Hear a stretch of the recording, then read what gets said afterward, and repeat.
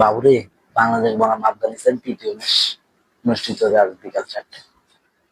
খুবই দূর দূরান্ত একটা ম্যাচ হতে চলেছে।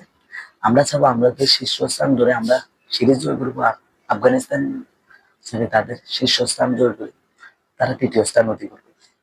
তারা কিন্তু প্রথম ম্যাচ জিতিয়েছে, এখন আমরা দ্বিতীয় ম্যাচ জিতিয়েছি। এখন আমরা যদি ব্যাটিং পজিশন আর বোলিং পজিশন মোটামুটি আমাদের ভালো হয়, এর আগের দিন কিন্তু মেহেদী মিরাজের দূর দূরান্ত একটা অধিনায়কতা দেখাই আমাদের ম্যাচটা উইন করছে।